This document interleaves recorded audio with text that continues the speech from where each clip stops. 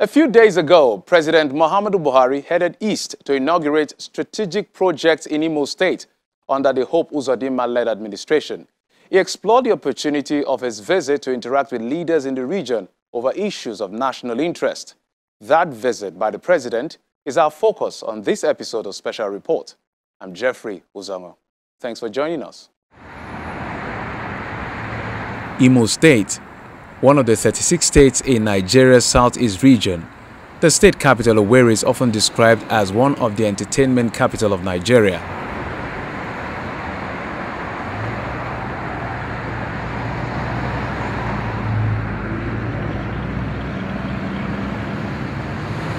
Imo State, nicknamed the Eastern Heartland, is bordered by Abia State on the east, Delta to the west, Anambra in the north, and Rivers to the south. Recently, the state governor, Hope Uzodinma, paid a visit to President Muhammadu Buhari, inviting him to the state to commission some landmark projects executed by his administration in the last 1 year. You have seen how excited our people are for expecting Mr. President.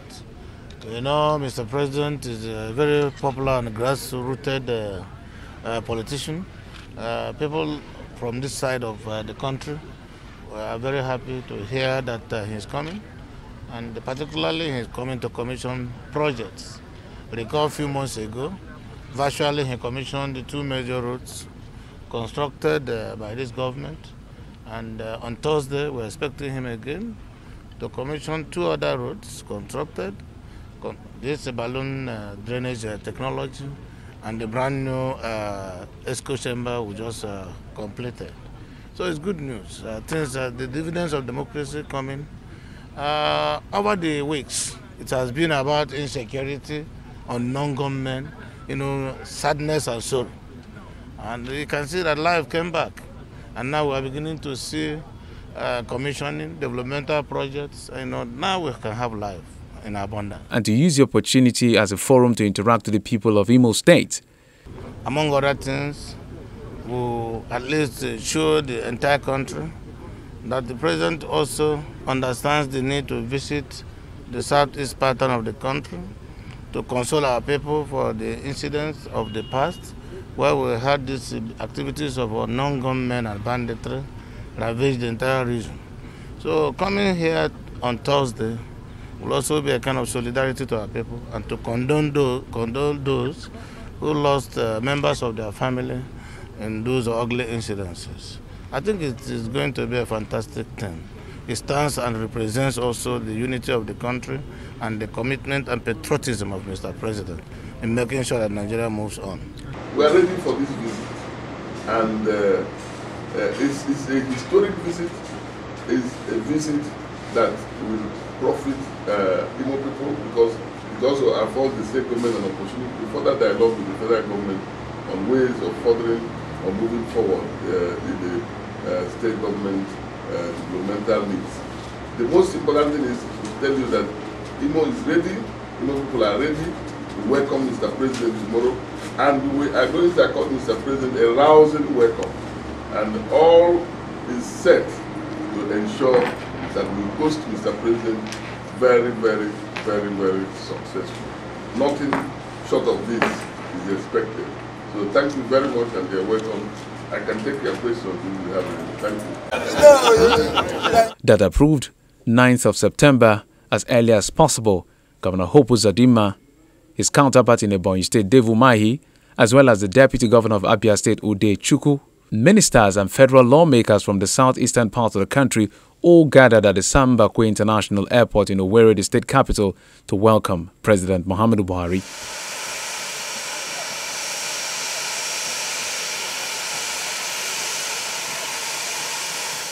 A busy day for President Buhari. The presidential jet touched down at the Sambakwe International Airport around 9:20 a.m.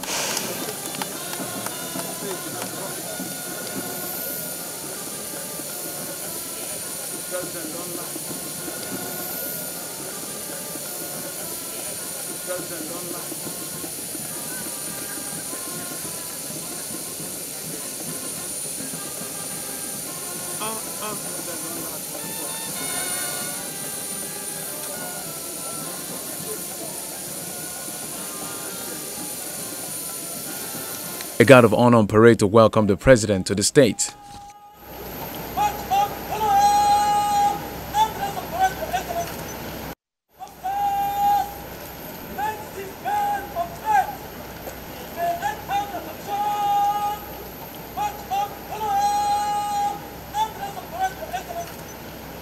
Jubilant Imo indigents all lined up along major roads to catch a glimpse of the president.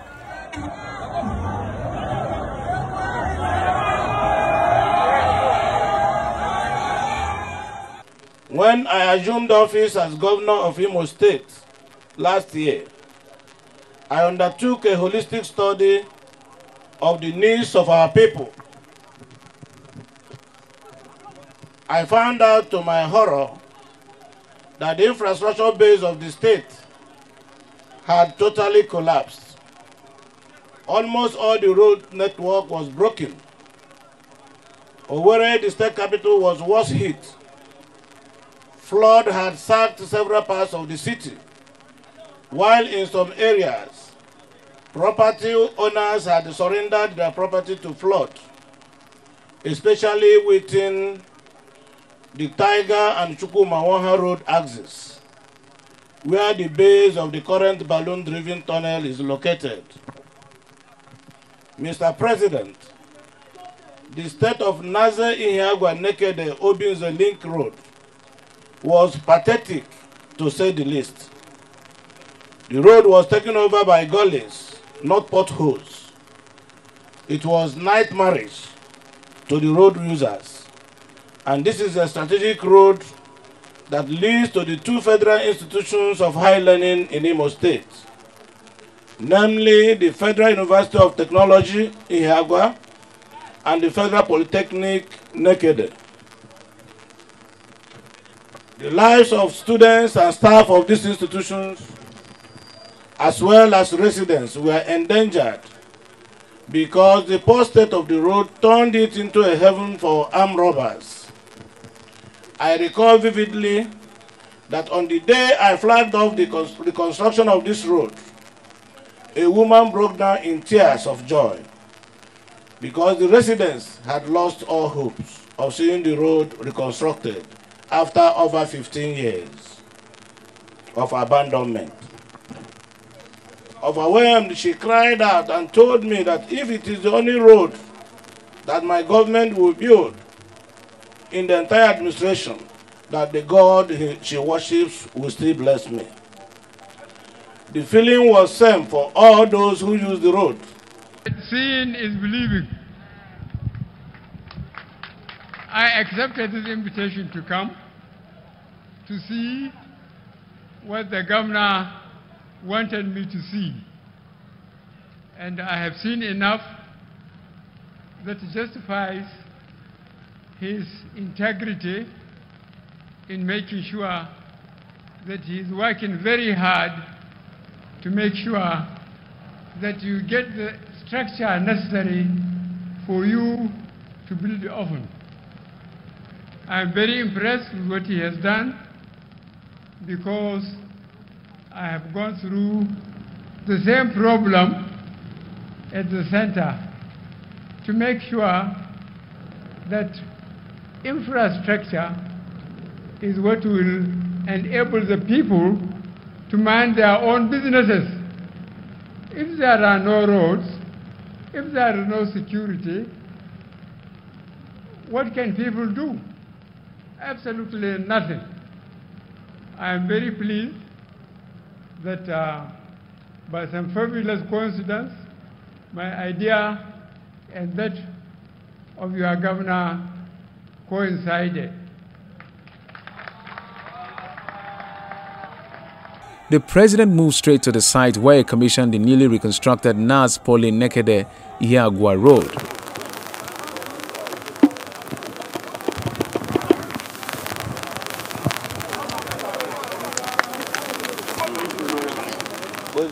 President Buhari also commissioned the balloon technology drainage tunnel at the Tiger and the Onitsha-Owerri-Olu Road bypass. We believe that with the right infrastructure, our economic development will be hastened and life will be much better for our people.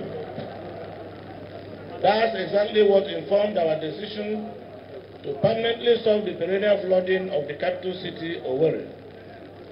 The balloon-driven tunnel at the base of the Tiger Road, which we have just commissioned today, was built to check the flooding in the area and recover property swallowed by flood in the last 20 years. The tunnel is 2.45 kilometers in length, 1.8 meters in diameter, and between 0.9 and 11.5 meters in depth, with 94 manholes. It is taking flood water from the Tiger, Chukwuma Street, Iheshuwa, Aladima Relief Market Roads, and part of Transkebu to Otamere River. We are planning another one from Akwakuma, Ebada, to Abanikoku axis of the city. The flood from this second tunnel shall be discharged at Mori River. When the second phase is completed in the next couple of months, we are confident that Owerri will be totally flood-free. While at the commissioning site of the Egbe-Bada and Makioha bypass, the governor of Imo State, Hope Uzodinma, explains the reasons for investing much in infrastructure in the state, promising that his administration will continue to execute projects that has direct impact on the lives of the citizens. As we are checking flooding, we are also making the movement of people and goods easier in Owerri, hence the construction of the Egbe-Bada bypass road, which takes traffic away from the traffic city. Those who are moving from Onitsha to Olu and Idata axis of the state and vice versa have no need to enter Owerri capital city with this bypass. That is also what the Chukwuma Road is doing for those coming from Umuahia and heading to Mbitolu and Ikedu axis of the state. Just as we are making motorists happy, we also reckon that the seat of government requires an urgent first lift. Your Excellency, sir, it will interest you to know that the Executive Council Chamber of Imo State Government, which we met, is outdated, outmodeled, rickety chamber built over 40 years ago, devoid of modern communication facilities and gadgets for ease of executive policy formulations and decisions. I'm delighted to inform you, Your Excellency, sir, that we have put that solid history behind us by constructing an ultra-modern executive council chambers of world-class standards. That is one of the projects Your Excellency will commission shortly. President Buhari in his speech commended Governor Hope Uzodinma for his giant strides in infrastructure in the state, giving assurance that the federal government will give adequate support to the state government and the people of Imo State. I am very pleased with what I have seen, and I assure you that at the center, I will try to encourage Imo State within the Constitution of the Federal Republic of Nigeria.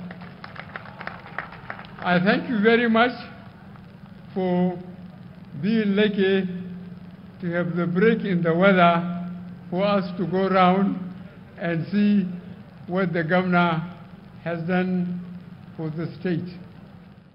Thereafter, the president also commissioned the newly reconstructed executive chambers in Government House.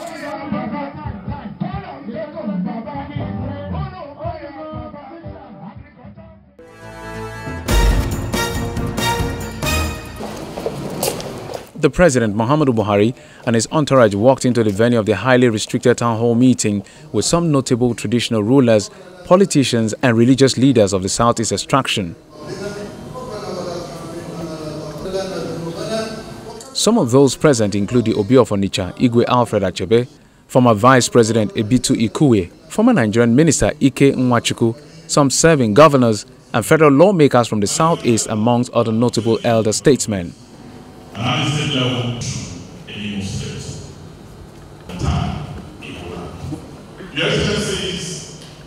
First to speak is the governor of Imo State, Hope Uzodinma.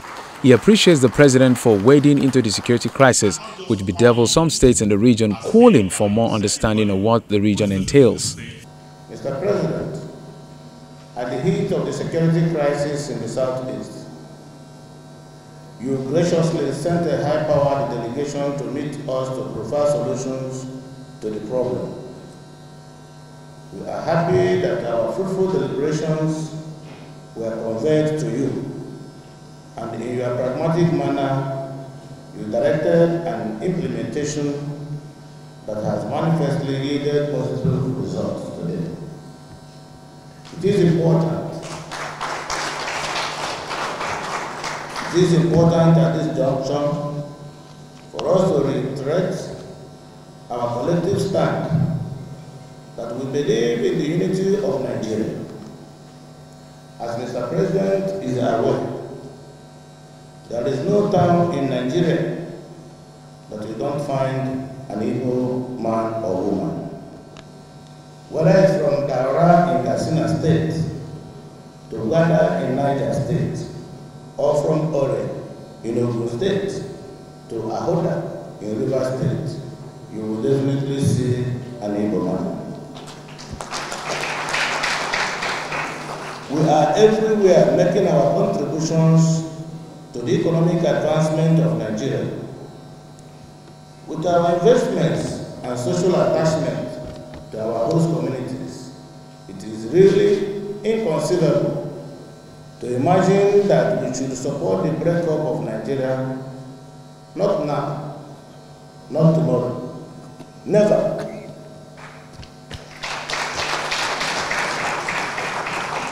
However, Mr. President, what we've been asking for, and which we are emphasizing, is that we believe in a united Nigeria, rested on justice, equity, and fairness.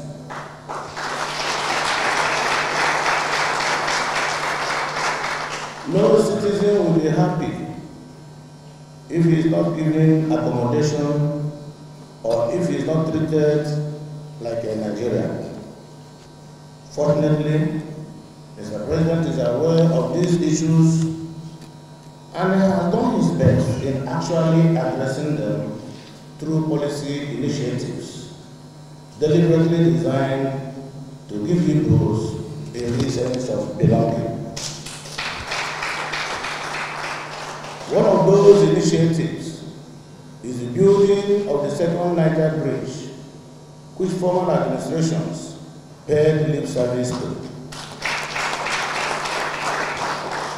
But which Mr. President is walking the talk. We cannot thank you enough.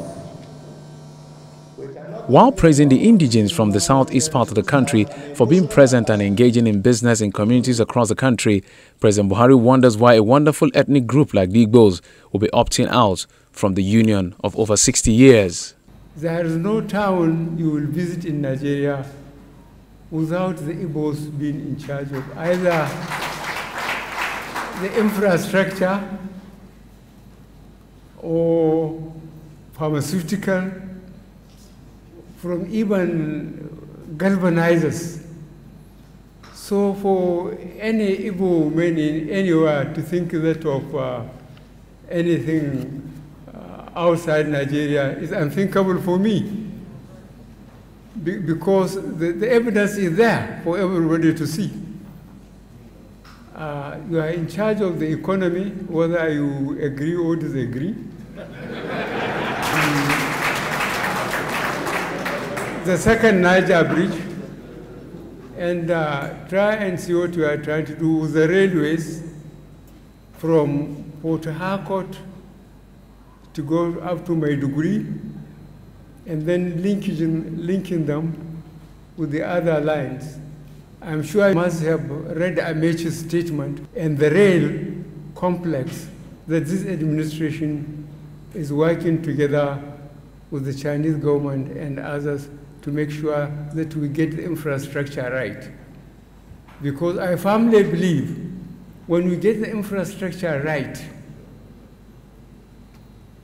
you know, Nigerians will mind their own businesses. Which country can advance without infrastructure? It's not possible. But the infrastructure was virtually neglected. And you put a big question mark. Where does that money has gone to? When we came back, we decided that we are going to do the roads, we are going to do the rails, and we are going to stabilize power so that we can realize our potentialities. And as a group, I'm telling you this, the Igbos stand to benefit more than anybody because they are more enterprising. There's no doubt about this. But it's our duty as a government to make sure that we have got the infrastructure right. And I would like to be remembered as a person who stabilized this country.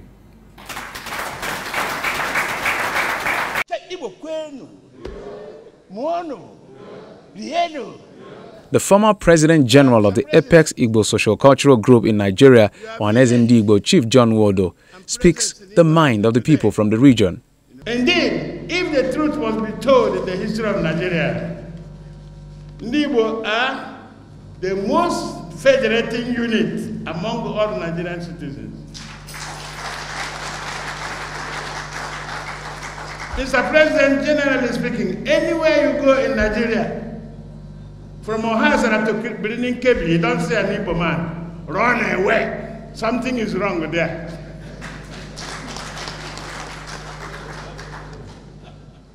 Believe it or not, Igbos are market people and travel adventurers. Consequently, what defines the character of Igbos is propensity for friendliness and harmonious, peaceful coexistence.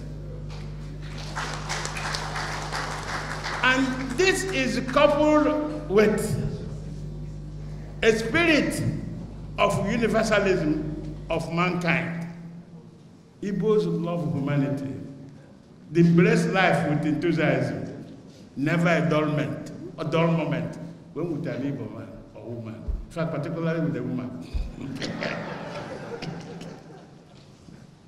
Another fallacy is that Igbos are not united. You can't speak with one voice. Who told you?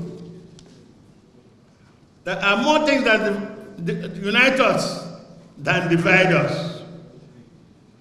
What people see in Igbos is the sense of egalitarianism, which defines the Igbo system of governance, based on democracy and social justice. What makes the Igbo man angry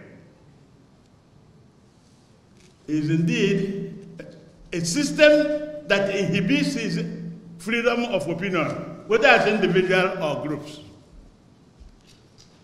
Therefore, Mr. President, the leadership of Nigeria must have faith and hope that in spite of all the traits of secessionism or separatism, there is no doubt that no secessionist elements can succeed in Nigeria, provided there is good governance based on equity, justice, and fairness to all. This is the first time the president will be physically present to commission projects in Imo State. The president virtually commissioned some road projects constructed by the Hope Uzodinma-led administration.